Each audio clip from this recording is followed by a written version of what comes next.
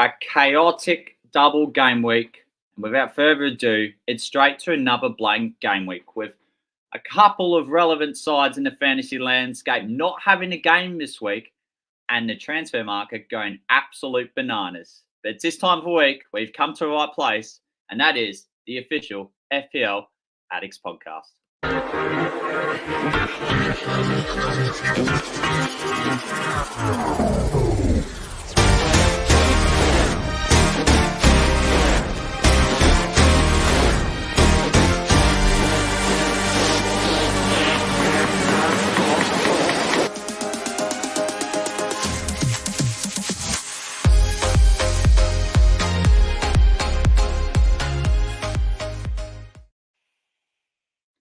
Yes, good evening, fantasy managers. Welcome to the blank Game Week 26 preview, in which it's a very intriguing game week to say the least in what we've got to cover this evening. No game this weekend for Chelsea, Liverpool, Tottenham and Luton due to the participation of the Chelsea-Liverpool League Cup final.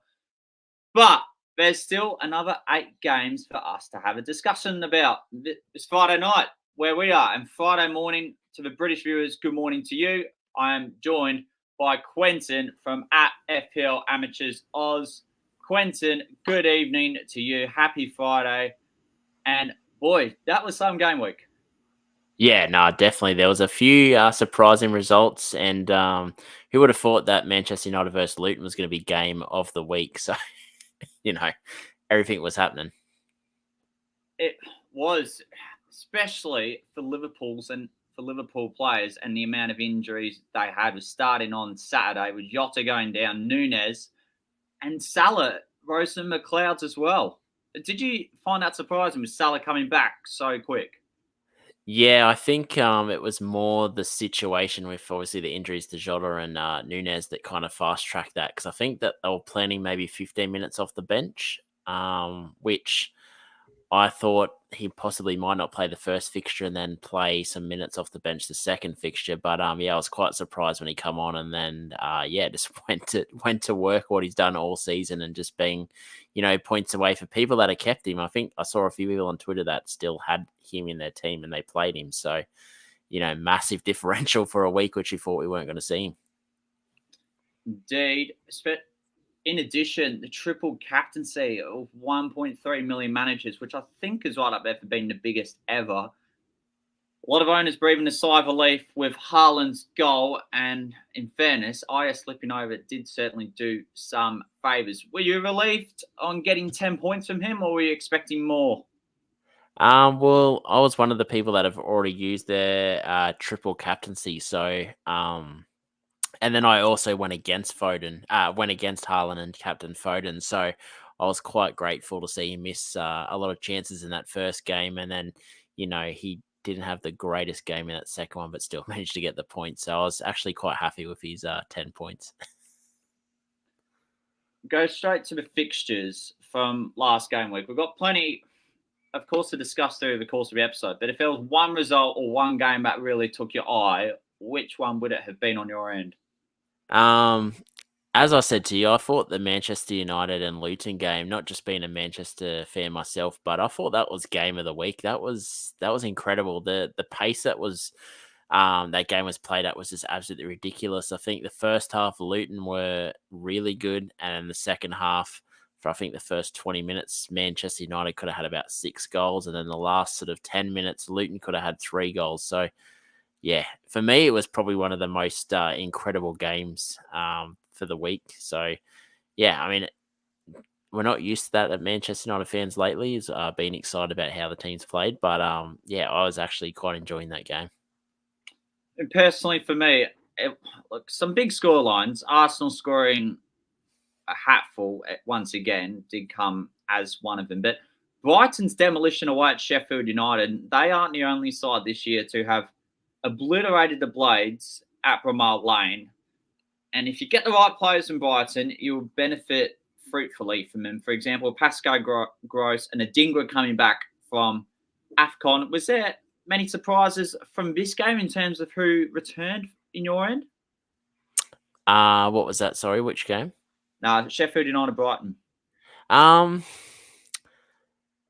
I think Matoma probably deserved a few more returns. I thought he played really good, but obviously he took a bit to shake off that challenge where he almost lost a kneecap from Holgate, which, I mean, if you ask Holgate, it was a fair challenge and shouldn't have been a red card. But I thought Brighton, they looked good. I think the red card helped the way the game turned out. I think it obviously left Sheffield a bit more open. They couldn't really park the bus with one man down, and Brighton sort of made them pay. But yeah, I thought it was a good performance of Brighton, but yeah, I was a bit disappointed to see Matoma sort of not getting all the FPL returns, but he looked incredible. He did too. Back onto our fantasy sides now. We go straight to your team and ended up on getting 73 points. Talk us through your side here. It's funny. I was doing a stream with FPL Matt Day before deadline, and I actually was saying how Areola was a the pick between them and Divraka, and I forgot to save my lineup, and I end up with Divraka. So, I wasn't expecting too much, really, to be honest. I was hoping just for save points from either keeper this week, and Divraka had save points, but they also conceded goals, so didn't really help too much. Dallo missed a one-on-one. Could have been a massive week for him, but wasn't to be. And, Stu Fowles is hoping that he at least got some points, which he did, got the appearance points. And Purvis, very disappointing. I was pretty confident he'd start this week. I think their attacker looks a lot better when he's playing, and he was on the bench again, but managed to come on and get me 1 point.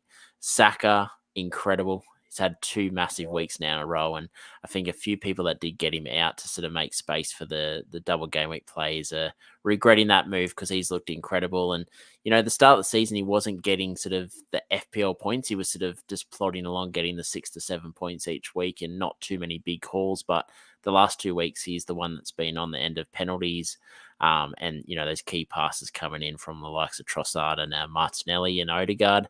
Yoda looked fantastic, got an early return in that game and then went off injured. I personally think if he had been on the field for the rest of that first fixture, he could have had, 1 or 2 goals there and a massive return. But, that is FPL. Most weeks where, you expect something can get something different. Kevin De Bruyne, I thought that he'd at least start one game, which he did, but then didn't play it all the second game. So it was a little bit disappointing. I was hoping for at least 10, 15 minutes off the bench. Rasmus, as I said, the real Haaland has shown up the last 7 weeks, and he's been on an absolute goal scoring spree. And as I said to you off air, he got the 2 goals, but he could have had 1 or 2 assists to go with that as well if United sort of didn't waste a couple of those chances. Haaland, I thought the first game was his best game out of the 2, missed a lot of good chances. In that second game, I thought that City were a little bit underwhelming and, managed to get a goal right at the end there, but I think it was a pretty average performance. And then Watkins, just doing what Watkins has done this season, is when the fixture's good, he gets the chances, he can definitely bang in 2 or 3 goals. And, lucky for me this week, he did that for me. So overall, pretty happy with how the week went, but definitely probably could have gone a little bit better. Yeah, 73. There is certainly room for improvement, but it's not a bad score, I don't think. You also nailed some excellent picks in there, especially with Hoyland. I think I just have to sort of zoom in on the captaincy. You got Foden as well. I wanted to explain, do you feel that he was a better matchup based on Man City's opponents of a double game week as opposed to Haaland? Yeah, I do. I thought that looking at both fixtures, I was pretty confident he was going to start both with the Grealish injury and then Silva sort of 50-50 on whether he'd play or not. I thought that, and then with De Bruyne, I thought he would be rotated for 1 of the 2 games, which would then push Foden more centrally. So I thought just the minutes and how involved he's been the last few weeks, I thought, I could see a fixture being him getting more points than Haaland, or at least matching Haaland worst case scenario. And, I think it was an interview leading into the deadline where they asked about what's turned his form around. And he said that he feels like the last 4 weeks he's had to step up with the likes of certain players out and missing. And he said that he's really taken that on this season and that he wants to continue to do that every week. So it was almost like the rallying the troops, and I was one of the troops, and I said, mate, I'll go to battle for you. I'll put the captaincy on you this week. Before we get into our other mini leagues, wherever you're popping in to say hello to the community members who have joined tonight. Miriam, hello to you. How are we both doing? Look, I'm doing all right. I'm not sure if Quentin would say the same after his game, but usually with him, he's always smiling. Nah, I'm pretty good. Things could be worse. Indeed. And TN's also joined, FPL Planner. Good evening to you, TN. They're straight to the FPL Addicts podcast league. Looks, for some people, it was a big score. For some people, they probably want the 2024-25 season to start as early as possible. And there's no better name to fit in that billing as of now than to go over Ollie Walker-Peel. Look, 61 points. Played the triple captain, of course, on Haaland. In retrospect, he got 50% of his total points for the game week. Anyone else that sort of surprised you based on this team selection here? I like the Tony pick. Like, that was a head into that fixtures. I thought it's a hard double game week, but Tony managed to get at least one return out of the two fixtures, which is what you'd probably be hoping for, bringing him in. And now he's set up for a few good games coming up. So I really like that pick. And Langley, I actually didn't mind him when he played at I think it was Spurs last season. So I don't mind that pick, actually. And with the which centre back's injured at the moment from Villa? Is it Camara? Yeah. Tyrone Mings is one of them as well. Yeah, so they've got two injuries there, which has opened the door for him, and I think he's a good pick and a sneaky little BPS magnet as well when they do keep the clean sheet. So, yeah, I don't mind it. Into Rev's side we go. Ended on 10 points better for the game week, 92 points ahead of Ollie, finishing on 71 points. So, interesting plays in this. You've got Garnacho on the bench, Van Heck. But Mo Salah straight in now. Pretty sure he got him a week early. Do you rate that move? Or do you feel that it may have been best to go elsewhere for players around this similar price bracket? But it was a great.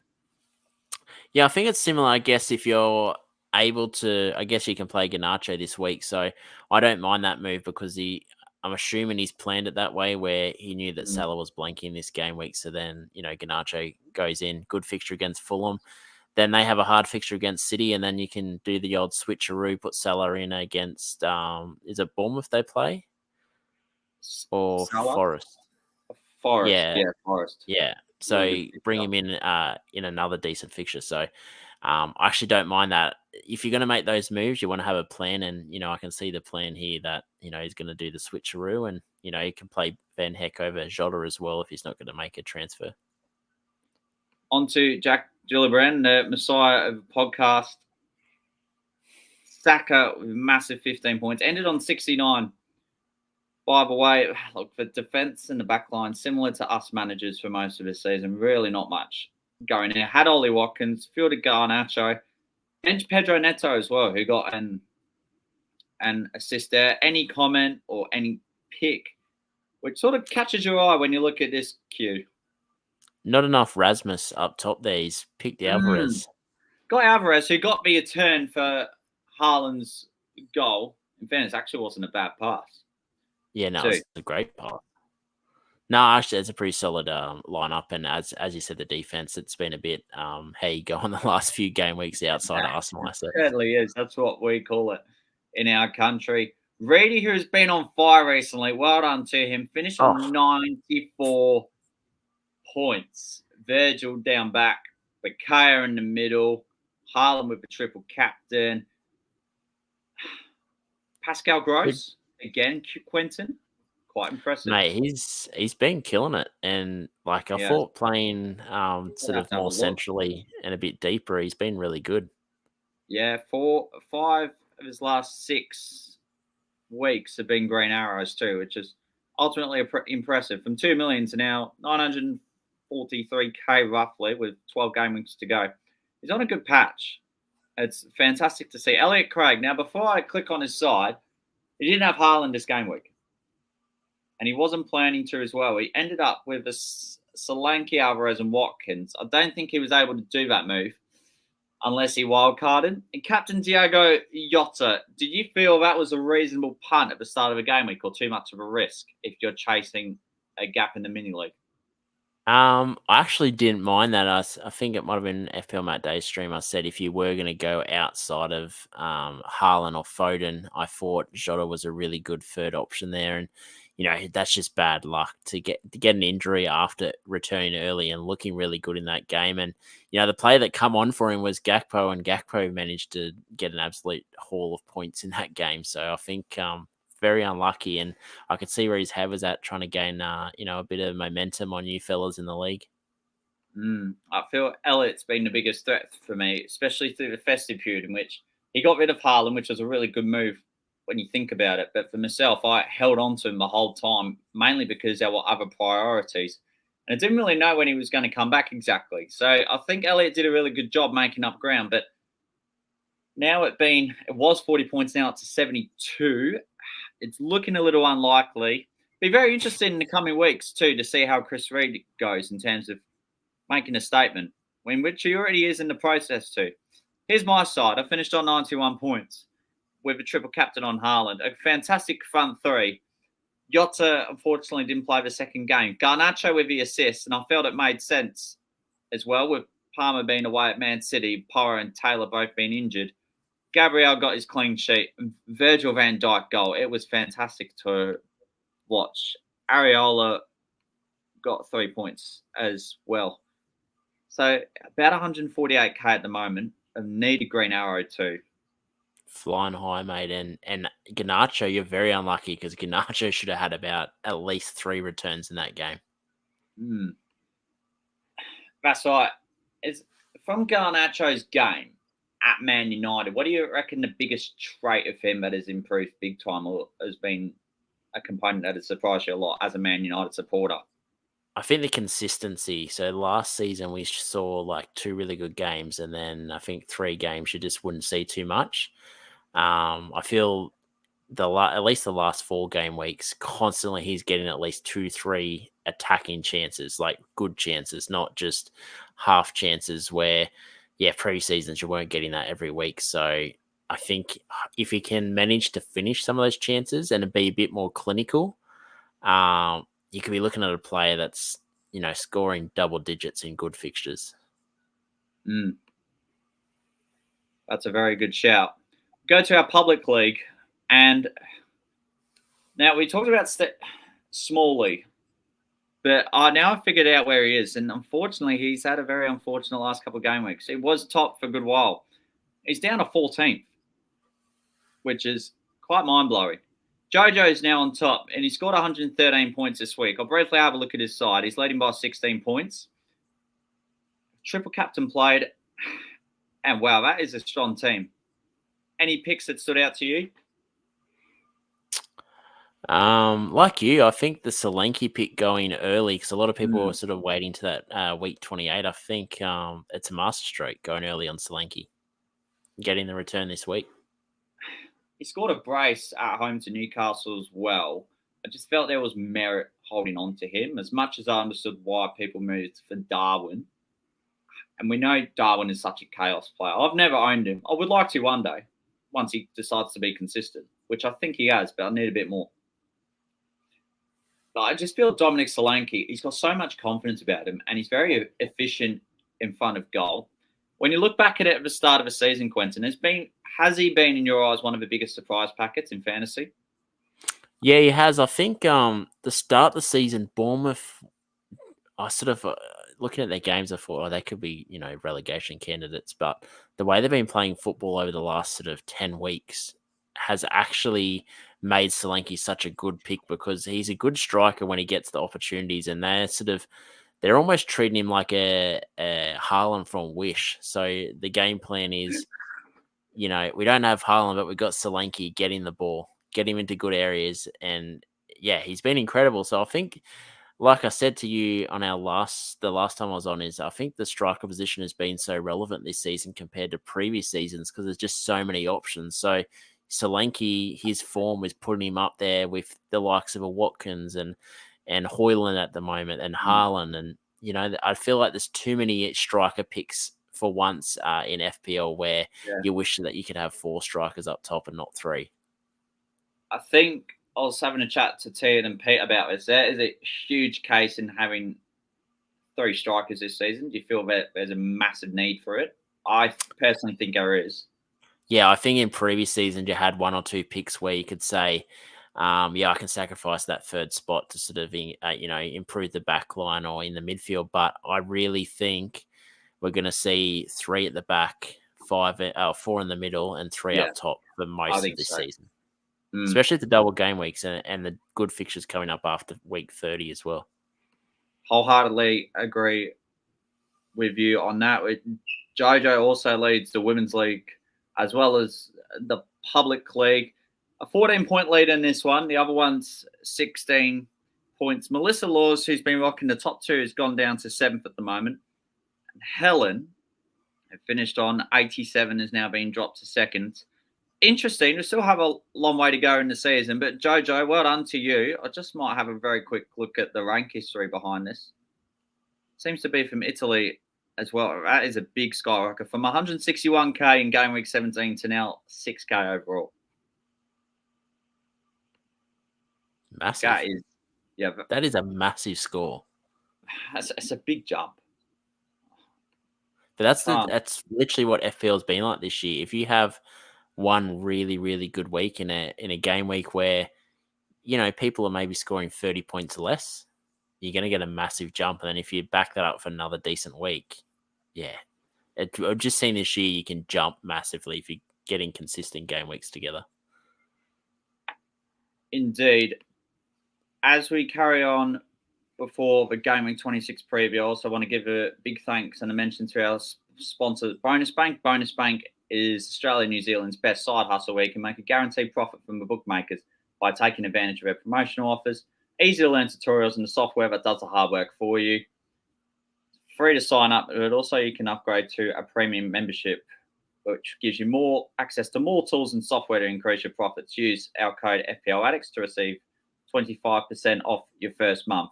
On to Game Week 26 now, where we have 8 fixtures. No Chelsea Spurs and no Liverpool Luton. And as a result, that game was done last week. As I'm about to get these games up, is there a particular fixture that stands out to you?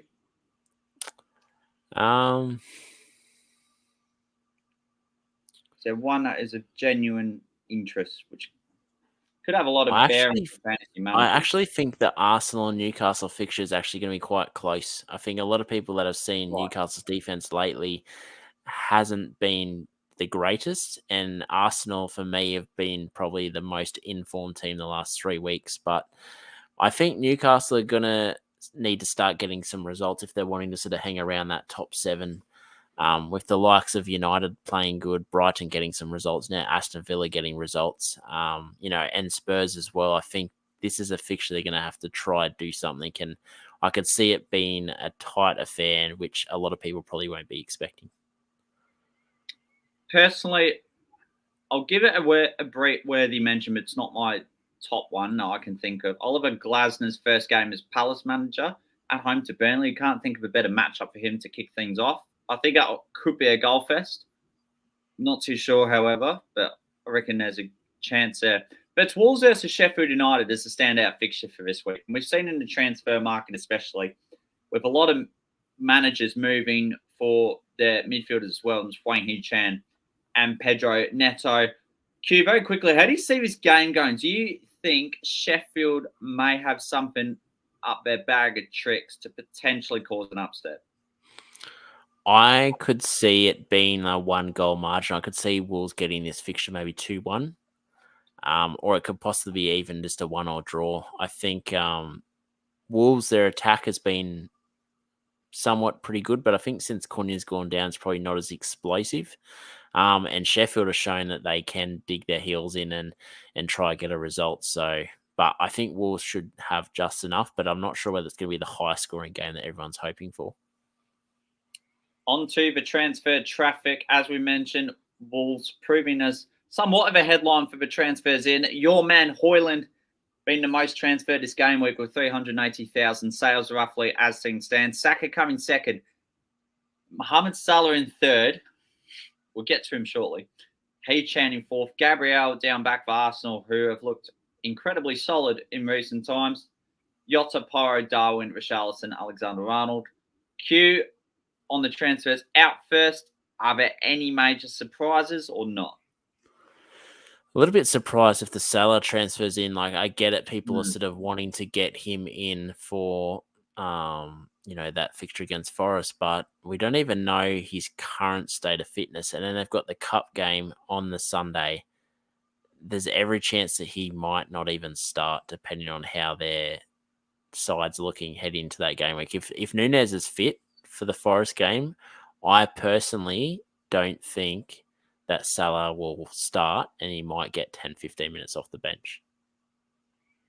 Any other major surprises, or everything looks relatively straightforward based on pretty much? And a lot of smart managers going for Sean Willis, also known as Rasmus Højlund. Rasmus. That's really caught on, hasn't it? What we've learned this week, I'll go briefly on this before I get to your discussion points. What we've learned throughout the week is that there is an injury crisis at Liverpool with Jota, Nunez, Salah, and as well, Alisson missing the double game week completely, especially for the Brazilian goalkeeper. Arsenal lost 1-0 midweek against Porto as well. I also feel what we're learning now is that there's a bit of a narrative about chip strategies. Now, Quenta, I'm not sure how much you saw on Twitter this week, but how many people all of a sudden, when they woke up on Wednesday thinking, I'm going to free hit in 29? Did you find that a bit mind-boggling? Yeah, it was just a bit hectic on Twitter. Like the chip strategy, I was like, feel like I was getting FOMO. Then there was one stage where, I was like, oh, maybe I should be doing something. And then, going, no, wait. And then people are talking about 29 and 28 and wild carding in 27. And yeah, I think it was just a bit hectic. And, I think when times like that, you just get off Twitter and just have a cold shower, regather yourself. Regather yourself and start thinking sort of a bit logical. But I think it's good that people are having those conversations, because I think it's going to create a bit of variance in terms of your chip strategy, which is good because, when there's variance, FPL's fun. Also depressing, but also fun. I just feel that when things don't go your way, and the mindset I had a few weeks ago, it probably ruined my enjoyment in watching football. I probably didn't watch certain games, or I just couldn't bother. But now it's more, I'll watch any game, but I know bad things are inevitably going to happen. I just kind of laugh. I'm sure you'd probably be the same as well. Yeah, well, the good thing I find at the moment with FPL is if I don't have a player in a fixture, I'm like, sweet, I can get some more sleep because I don't have to get up in the middle of the night to watch, and I can just watch the mini package of highlights the next morning. Or probably the most frustrating thing is backing United as a passionate United fan, but then also getting their assets in and then watching them blank. I think it kind of double kills you. You don't care too much. You're like, oh yeah, my team lost, but I don't have any plays, so it's good, like whatever. But then when your team's shit and then your plays are shit, it just makes it really unenjoyable. But I feel like I'm a football purist, so I'll always just, it is what it is with, I guess, the results in terms of FPL, because it's a game about a sport that's probably the most unpredictable sport in the world. And you've seen in the World Cup, teams that were supposed to win didn't win, and teams like the Socceroos who made it all the way through to the knockouts and no one gave them a chance. But that's football, and that's the best thing about football is it's unpredictable. You can have 100 spreadsheets, you can look at every single stat in the book, but it's football.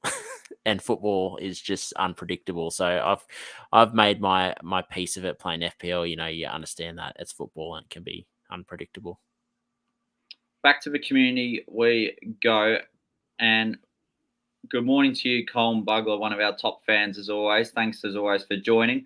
Karan FPL, good evening to you as well. Thank you for joining. We've got Darwin and Yoss were looking like I could have hauled in the first game. Very unlucky with injuries. Quentin touched base on it earlier. We completely agree with you on that front. And Quentin, it's time for a discussion. And the big talking point this week, in which I'd love for you to lead by, and this is one of your suggestions, is replacements for Diogo Jota, because managers can go many directions. Yeah, there is a lot of directions, and I guess the narrative around FPL Twitter at the moment is what Wolves plays are you getting in, but there's not really a lot of talk about, I guess, outside of Wolves assets. So, as I said to you, I had a few options that I'd love to talk about. So, my offside on our podcast, Damo, is going to love this, but I'm actually suggesting a couple of West Ham assets heading into the next couple of game weeks. And, as we've seen, they're not going to blank in 29. So you're going to get a good run of games from them. But, looking at Kudus from West Ham, he's only 2.9% owned. So I would say a bit of a differential. And we've seen what Kudus can do when West Ham are playing good. And I feel like over this next few game weeks, you might be getting a few returns from these type of players. But, I think the run of fixtures have got Brentford, Everton, Burnley, and Aston Villa over the next 4. And, looking at Kudus, he's the type of player that can get double digits hauls in games where they only win 2-0. He can get a goal and assist, or he can get both goals. So I think there's a bit of upside there. Another player also is Jared Bowen, 16.5% owned. So he's a bit more less of a differential. He's highly owned, but he's low enough that you're going to get some decent gains from him. And, he's actually got a very good record against Everton. So 2 goals in his last 2 games against Everton. He's got a goal in his last game against Brentford. And he's got 1 goal in his last game against Villa. So those are 3 out of the 4 next fixtures he's returned in the last games that they've played against him. So if I'm looking at stats and form, I'm looking at sort of what they've done against those teams previously. And, it hasn't been that too far back for these games that they've played where he's got returns in all of them. So I think between him and Kudus, I think 2 great picks there. Heading over to Villa assets. So we've seen Villa, they've just been on fire lately. But one player who's really piqued my interest, who previous seasons have, hasn't always been on the pitch just because of injury. But Can I have a guess? Leon, Oh, no, Yeah. you just ruined it. Oh, no. I was going to say Douglas Luiz. I mean, you just say Lit, and then I thought, oh, no. No, Leon Bailey. So Leon Bailey, I feel is an incredible player. I think there was a lot of hype about him last season, was it? To start the season, a lot of people got him in because of his price point. Their next few fixtures, Forest, Luton, Spurs, West Ham, for me are all good fixtures. Bailey's had 3 returns in his last 4 games. And Villa also play the blank game week in 29, which is a valuable commodity at the moment when you're looking at there could only be 4 or 5 games in game week 29. Sorry. And then also, I think that he's going to play more league games than getting rotated with the Europe game. So I think he's going to be starting most of the league games. So I could see him 3 and 4 starting and then coming off the bench for that 4th fixture. So what's valuable is, getting the game minutes. And then another player, obviously been a popular asset this season for Villa, but Douglas Luiz, he's returned 2 in the last 4 games as well. So he's been in really good form. He's actually been pushed back a bit deeper with the Kamara injury, but still not stopping him from getting returns. So his last game against Spurs, in their last 3 fixtures, 2 goals and 1 assist. So Spurs, great fixture for Douglas Luiz. He's also scored against West Ham in the last fixture as well. So there's 2 out of the 4 fixtures he's got returns in, which is valuable when you're looking at, what players have form against different teams. And I think with Kamara being injured, we're going to see Douglas Luiz playing most games because he's going to be playing that deeper role. And a final midfield asset from Villa as well. So, I'm offering, a variety of picks for you from Villa.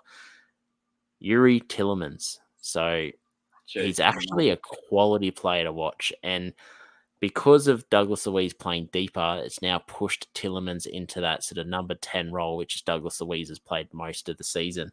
Looking at Tillemans, he's returned 2 of his last 3 games. So, as I said, form is valuable when you're looking at these players.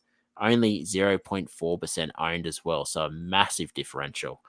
He also does take the odd free kick as well, so he's going to be sharing free kick duties with Douglas Luiz as well, so that's also pretty valuable.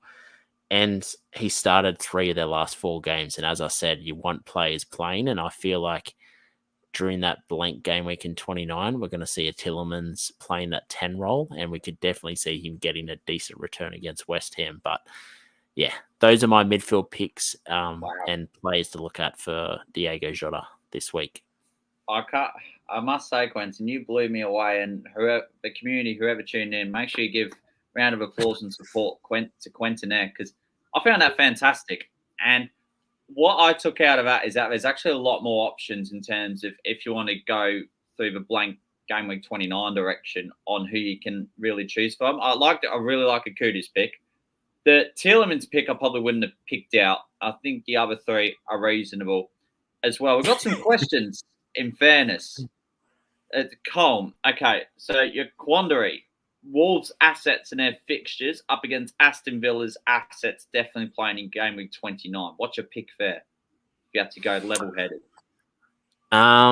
So I did do a little bit of a look at obviously the 3 popular Wolves assets, which is Sarabia, Neto, and Hechan. So the last 3 fixtures, you've had Sarabia a goal and assist, Neto a goal and 2 assists, and Hechan an assist and 2 goals. So I think it's actually quite even, and it could be like I think I saw someone on Twitter the other day say it could be like a bit of a Dennis versus King situation where everyone's going to get Neto, and then it's going to be Sarabia getting the return. So everyone's going to go Hechan, and it could be Neto. I think it's very even amongst those assets, but I actually think there's a bit more value in going to Villa asset. Like I mentioned, they play the blank game week 29, and it's not like you're putting them in to fill a spot. They're actually decent assets, and Villa are actually a decent team. So I feel like there's a bit more upside targeting a Villa asset or even a West Ham asset. I'd pick Kudus or Bowen over any Wolves asset, in my opinion.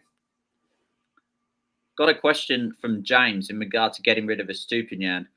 Personally, for me, so answer Quentin after I do.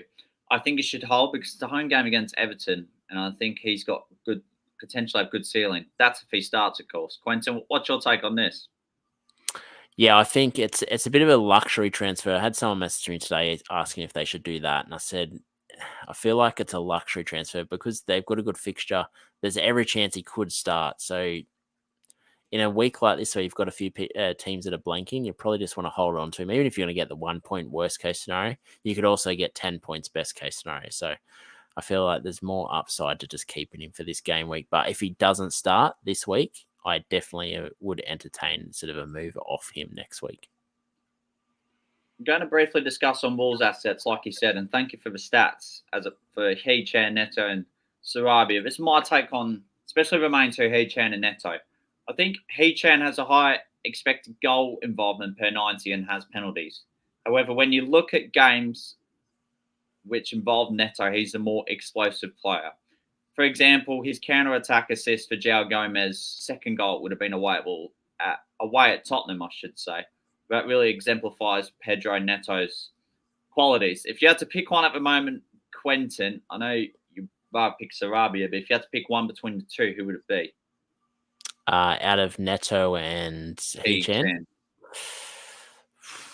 I'm going to say Neto. Yeah. Just. But as I said, it's a coin flip because I think all are going to have moments, and it just depends on who's going to get the goal. Next discussion point is an interesting one. It doesn't have a game this week, but he's currently injured and second most transferred out. Pedro Porro. So for managers who want to approach blank game week 29 with free transfers, it might be worth holding on to him. But for others, they've transferred him out. We know what he's been capable of. However, in his last 5 games, I'm pretty sure he is blanked, with his last return coming away at Old Trafford. He's at home to Crystal Palace next, which I feel that's not a bad fixture and has a kind run in the short term. Quentin, I'm not sure if I actually paid much attention, to be honest. If you had Pedro Porro, would you get rid of him this week? Well, I actually saw something funny on Twitter. Someone shared. Apparently, they Horrid tweet. messaged him and said, "Should I get you out of my FPL team?" And he said, "No, don't," with a smiley face. And I've read a few forums and had a look. There's every chance he's going to be playing in game week 27. So I would hold. Strikers accompanying Watkins and Haaland, and it's been a big discussion point, especially with the rejuvenation of Rasmus Højlund. Quentin, in your eyes, who's the best third striker option to complement the pair? I think Højlund, Haaland, and Watkins. I think at least depending on what happens in the FA Cup, but I think for this week, I think Højlund's a great pick. I could definitely see him getting another double against Fulham. Yeah, got a fair shout here from James. Probably inclined to agree with you here too. I think Dominic Solanke is the best pick in the short term, but not this week because he's at home to Man City. Another interesting one is Ivan Toney. I think away at West Ham is an excellent fixture for him because of how poor the Hammers have been since 2024. And Ivan Toney, against those sorts of sides, he craves them. He will finish those poachers' goals, I feel. I think, as I said to you, there's going to be a lot of variance in that third striker spot because, as you mentioned, Solanke, Toney, Højlund, people might still be holding Alvarez as well. So, and then, one player I might talk about a little bit later, but, a certain asset from Fulham could weasel his way into that third striker spot as well. I'm excited. I will admit, chip strategies, our next discussion point. But before we get to chip strategies, I just wanted to double check. Was there anything you wanted to discuss on in terms of players or assets from certain sides? Because this chip strategy could take a few minutes. I might just say, obviously, I spoke to you off air about it, but Rodrigo Muniz from Fulham. I didn't have to wait long, didn't I? Yeah, so I thought I might get that out before obviously we talk about the chip strategy, but I think he's a great enabler of people that are sort of trying to move funds around and aren't going Solanke yet. I think Rodrigo Muniz is a great third option, and he plays game week 29 as well. So, these are a player picks that I've mentioned that if you're not fully set on the free hit 29, are plays that you can bring in because Fulham fixtures are pretty decent. I'll just quickly get them up. Yeah, while I'm talking to you. So it is pretty Fulham's good.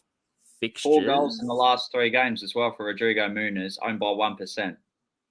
And so the next fixture is Man United, which in terms of attacking assets against United, great because we are quite open at the back, and the way that Fulham play it can be very deadly on the counter, which we're not great at defending.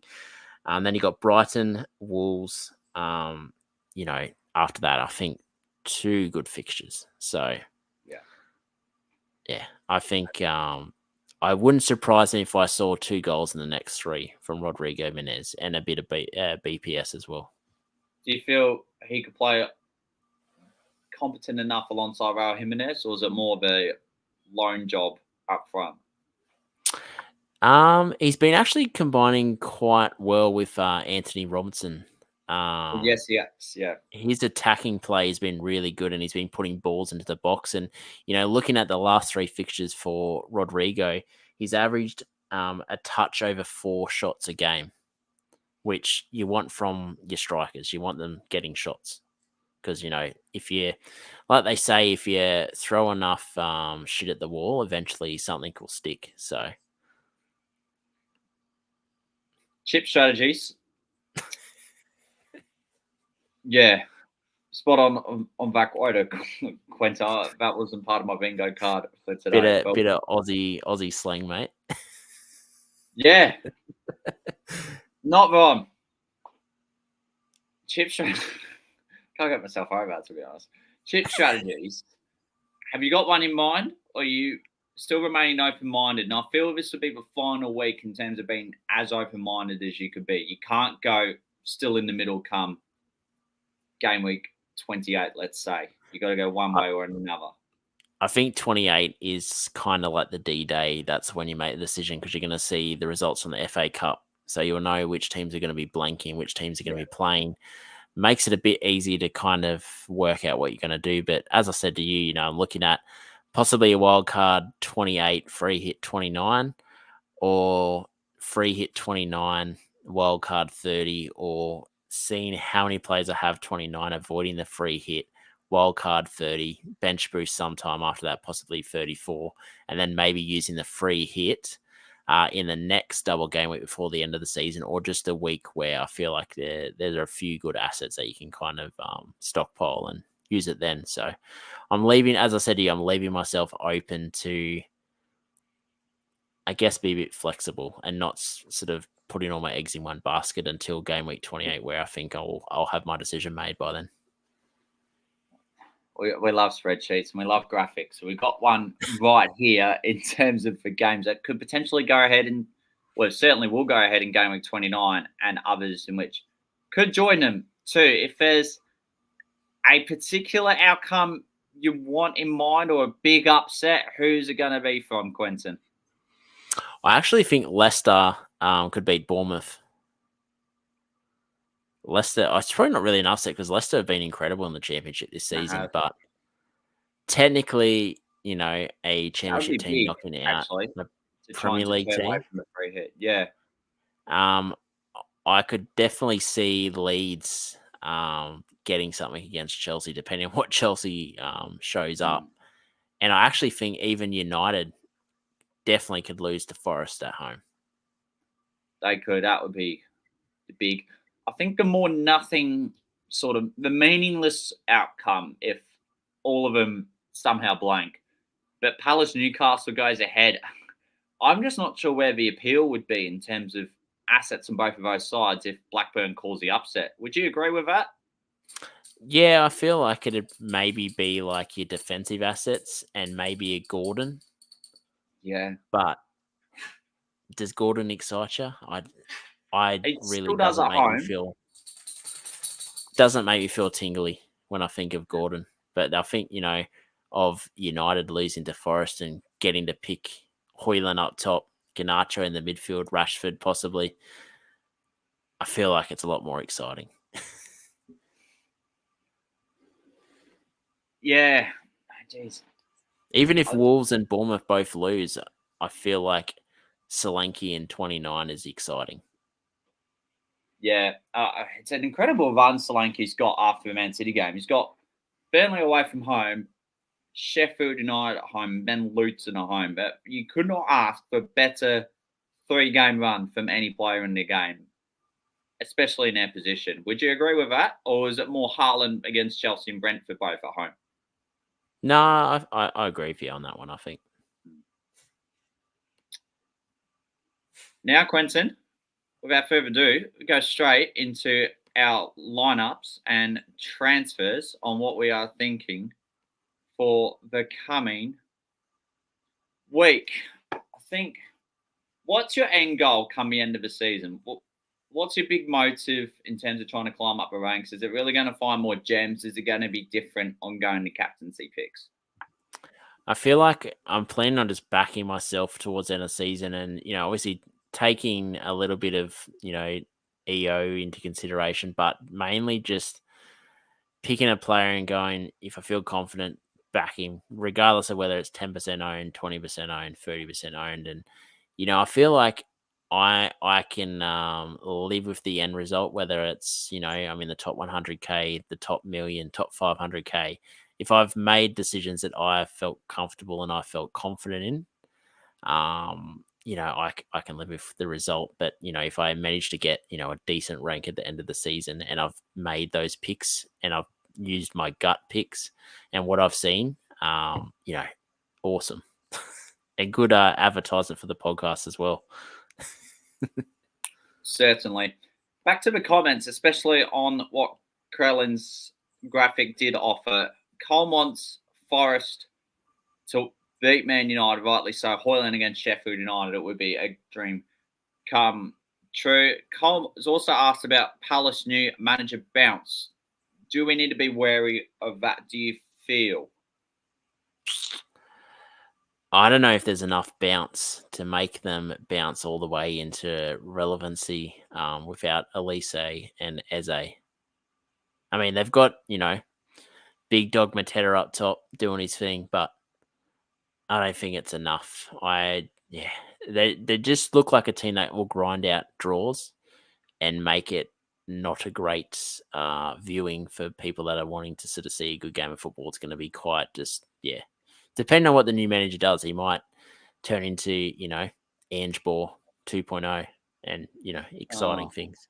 Conte Ball, Ange Ball 2.0, Tats Lotto 2.0, whatever. Or it could end up being Flange Ball. So, Oh dear, I've had enough of balls, honestly. Don't know what to say.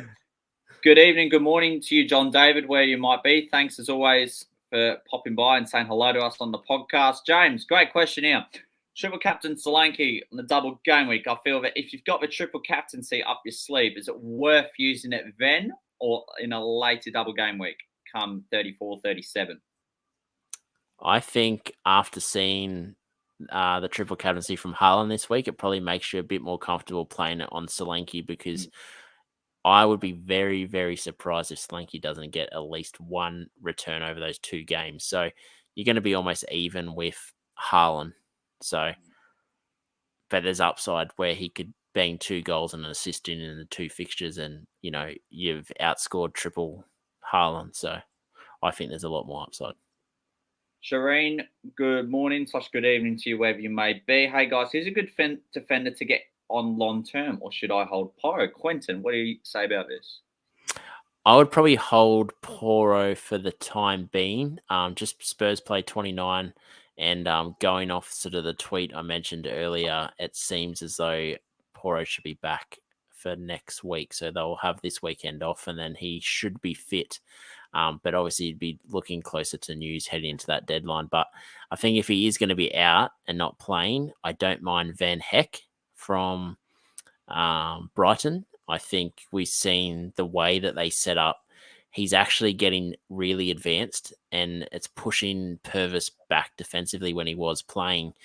So it was making him actually quite a good threat in attacking sort of, I guess, set pieces and also on counterattacks. Van Heck was getting quite advanced. So I actually think he's a really good option. He's only 4.0 as well. So, save a bit of funds there in the back and use it elsewhere. Or even Moreno. I think Villa have really good fixtures and we see Moreno can get those attacking returns as well. Thank you, community, for your questions. Keep them coming. We'll get back to them very shortly. Straight back to your side now, Quentin, for Game Week 26, a blank game week, of course. And for some managers, it can be a challenge to field an 11. But for you, Q, how much of a challenge was it to get a full 11 out? I've actually got 12 this week. What's this? Bench boost time. But I've made the early move today from Jota to back to Kudus. So I had Kudus for pretty much the last 8 game weeks up until he left for AFCON and got him out.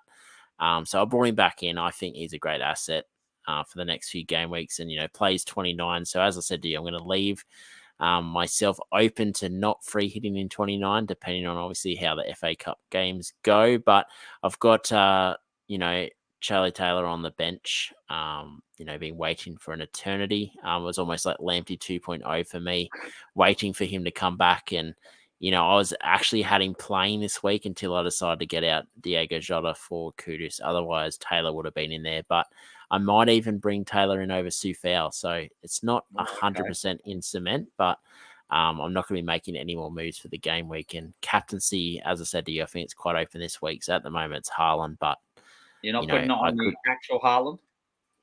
Yeah, well, I could be going to the actual proper Haaland. So Højlund from Manchester United and or Saka. So I think there's a few options this game week. You ruled out De Bruyne, I presume, based on his injury worries. I'm not sure. I've obviously got Taylor first bench option, so obviously he'll come off and Taylor will come on. But I think he might play. I'd be happy with 20 minutes. 20 minutes from De Bruyne in that fixture, I could see him returning. So 20 minutes and I'll be happy. Foden's a really interesting shout, actually. You currently have a vice captain on them, but he's scored in his last 4 games against Bournemouth. I actually think, based on the opponents, that's a really good fixture for Phil. I don't think anyone's mentioned him as a captaincy option.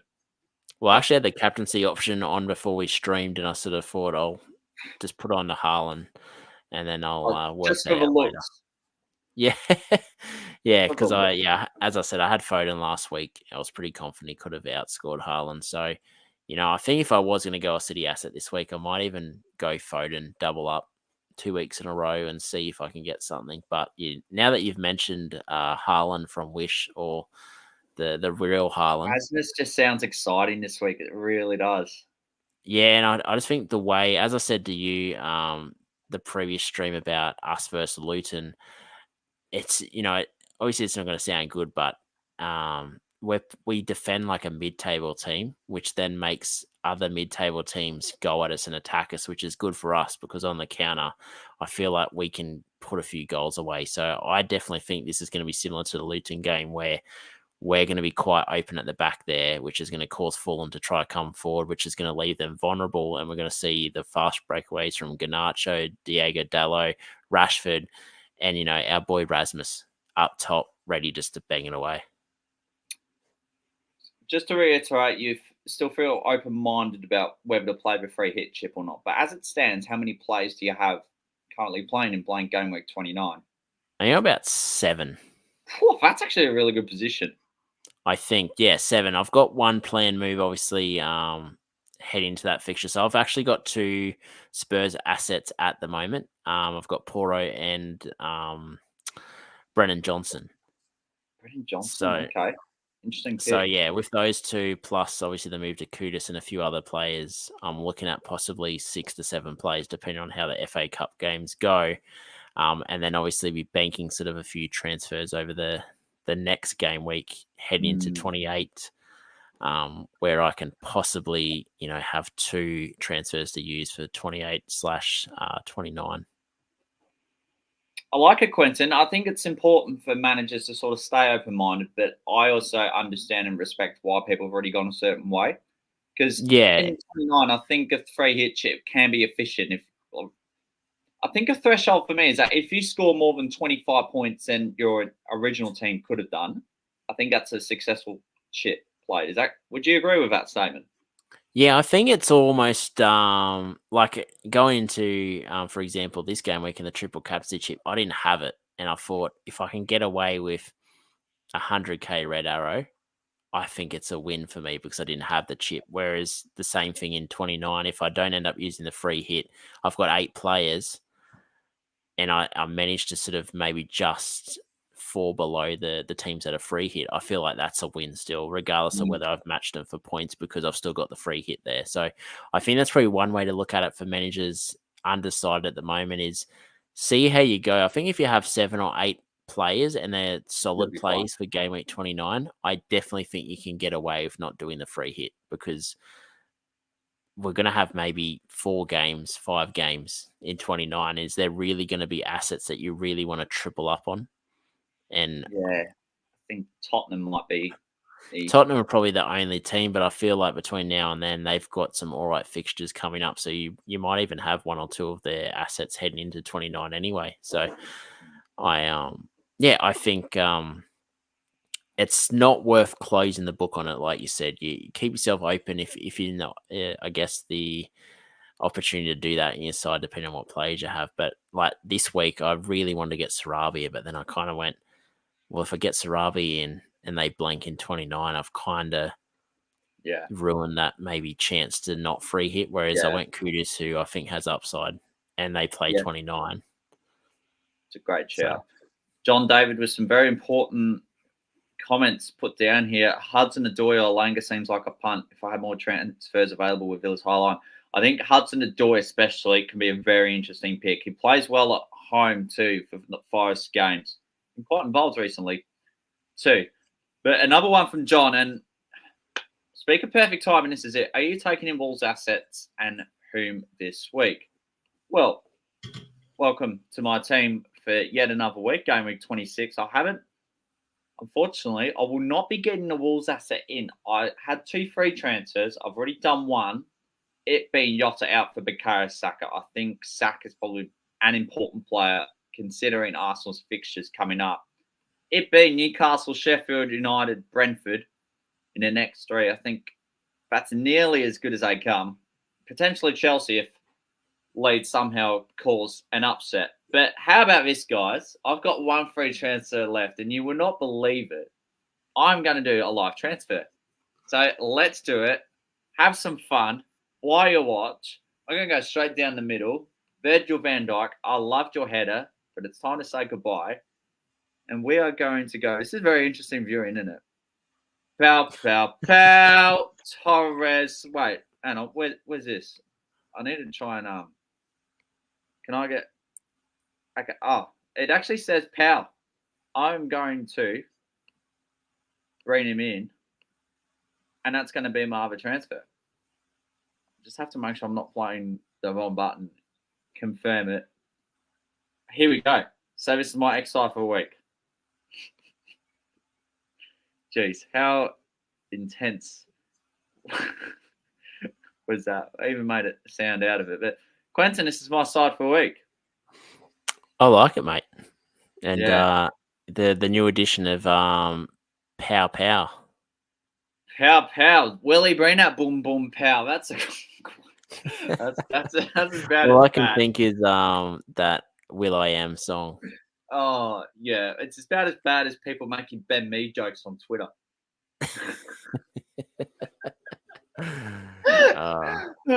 But there you have it. So it's Ariola Taylor who will probably play his first game in several weeks on field because there's no other choice. Powell, I call it for boom boom down back. Gabriel at home to Newcastle. Foden, Garnacho, which I'm really liking the look of, Quentin. I know you are as well. De Bruyne will hold his spot. I don't feel there's much necessity in taking him out prematurely at the moment. Pep Guardiola's press conference is in a couple of hours' time, so we'll get more news on him. Saka's vice, Watkins, Solanke, and Haaland up front. But 3-4-3, it seems to be the way to go at the moment. So that's my team. We'll leave it as that. I think now is, well, we've got Captain's Corner, but before that, Quentin, is there anything you'd like to plug in terms of your own if you run your own podcast or such? I might just the shirt I'm wearing at the moment. I'll get the mic out of the road, but Iron Mindsets have come on board with our podcast, so they do pre-workouts, gym apparel, PT plans at affordable prices. I think the littlest is $4.95 a week. They can do you up an exercise plan tailored to whatever goals that you have in mind. So as a good friend of mine, so he's a young kid, so he's only really young, but he's very passionate and knows a lot of stuff. So he's jumped on board the podcast, supporting us, which is incredible. And we've got a few good things coming up. We're talking about maybe doing an 8-week fitness challenge and organising a bit of a package that people will get when they sign up, and do a bit of a live leaderboard on our podcast and updating how everyone's going. And but yeah, that's sort of pretty much all I like to plug. And obviously this week I worked flat out, so I didn't get a podcast episode out, but we'll be back next week with another podcast episode. But that just was good for Chazo because I could share all my wonderful wisdom on the stream tonight. I do like your takes, Quentin, and we've got some nice positive comments coming in. John, thank you for your message, mate. We do appreciate it. We just like to have a bit of fun, have a laugh, and throw in a couple of good pointers out there. Quentin with a couple decent differentials. That's where the viewership goes boom, boom, pow. He's saying that a lot. Oh, this is going to end really, really bad. James, thank you for your comment, mate. Really appreciate it.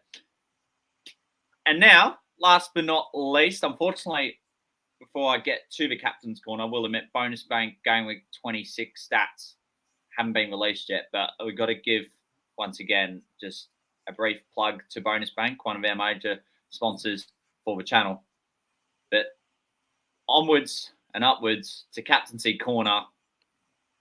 And here we go. Multiple options. And for Game Week 26, it might only be 8 games, but 5 choices to choose from. Headlined by the inevitable 23-year-old Norwegian, that is Erling Haaland, who provided a sigh of relief for the 1.3 million managers who put the triple captaincy chip on him last game week with games at home to Chelsea and Brentford. And my God, the amount of sitters he missed. And then he finally caused a breakthrough, produced a breakthrough, I should say, when Aya slipped over and he scored a goal against the Bees. Headliner, him. Bukayo Saka, strong plan B at home to Newcastle. He's got the most points of any player in the last 6 game weeks with 59. And that shouldn't come as a surprise, having achieved a brace in back-to-back league games. Newcastle conceded 8 goals in their last 3 games, probably one of the worst going right now. Saka as well has the 3rd highest XGI, which is expected goal involvement in the game this season with 18.8. He's ranked 3rd behind Salah and Erling Haaland. Along with that, 3 double digits in the last 4, with his run having started in their away game against Nottingham Forest, which finishes a 2-1 win. Ollie Watkins, 3rd in line. He did score in the corresponding fixture last season where Villa won 2-0 in April. Watkins also has 4 goals and 3 assists in the last 4 game weeks. And we've seen how explosive he can be. Showed it away at Fulham, showed it away at Sheffield United. Go against them at your own peril. In addition, Nottingham Forest have gone without a clean sheet on the road in their last 7 league games. Ivan Toney up next. 4 goals and an assist in his last 6. He goes away at the London Stadium on Monday night. If you want some fireworks to finish off your game week, Ivan could be your man. Furthermore, West Ham haven't won a game since turn of the new year and have conceded 11 goals without scoring. And that's right. Who put the ball in the West Ham net? Half of Arsenal's team did. I won't say the proper chant, of course. And then Quentin's favourite, Rasmus Højlund, tops it all off with a home game to Fulham. He's had 7 goals and 2 assists in his last 6 appearances. And Fulham haven't had a clean sheet in each of their last 11 away matches across all competitions. The competition is fierce in the fantasy landscape, with only 12 game weeks to go, and only 1 game week of the next 4 is a regular 10-match game week size. That's it for Captain's Corner. Quentin, on the dial, who are you going to put the armband dial on this week? Well, coming on this podcast, you've actually, I wouldn't say convinced me, but just helped push the deep thoughts in the back of my head to the front, and possibly Højlund against Fulham is actually looking like an all right captaincy pick this week. Either him or Foden, actually. So, Foden, yeah. But nothing would be more exciting than waking up at 2 a.m. on a Sunday morning. Are you really going to be waking up then, or at 8 o'clock in the morning? No, I'll wake up for the Man United game. I've got a serious disease of being addicted to football, so I'll be out watching United play. And if I have the captaincy on Højlund, it's either going to be a bit of disappointment or just ecstasy, pure ecstasy when he, nets a double again, max bonus, and Højlund blinks again, and everyone's left trailing in my dust. Couple final comments before we wrap up tonight's show. And to those who are tuning in, thank you so much. We do appreciate it on here. John David, who is going to go for He-Chan, I think, as his transfer in just because of the budget. If he couldn't afford Bukayo Saka going to him from Diogo Jota, would going with a Wolves midfielder be wise?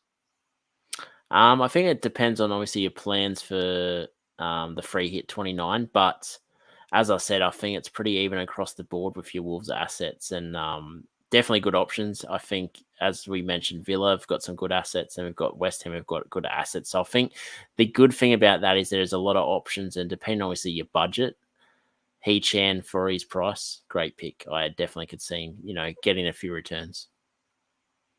That does it for the pod.